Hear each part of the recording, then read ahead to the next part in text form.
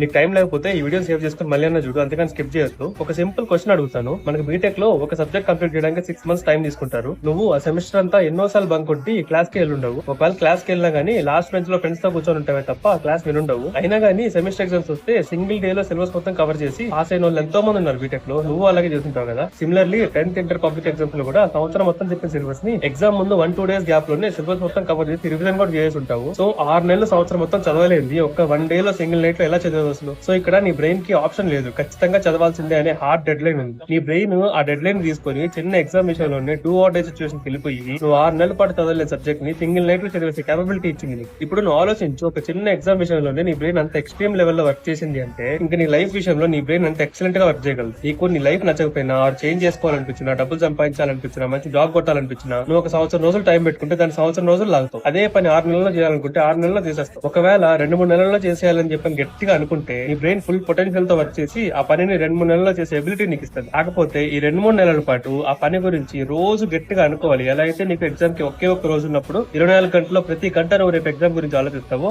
అలా అనుకోవాలి. సో నీ లైఫ్ ఎంత ఫాస్ట్ గా చేంజ్ చేసుకోవాలి అనే విషయం 110% నీ చేతుల్లోనే ఉంది. నువ్వు పడే కష్టానికి ఒక రోజు లక్ అనే బెస్ట్ ఫ్రెండ్ దొరుకుతుంది. ఆ రోజు మిరాకిల్స్ జరుగుతాయి. జస్ట్ అకౌంట్ ఫాలో చేసి పెట్టుకో, నీకు రోజు గుర్తు చేస్తూ ఉంటుంది.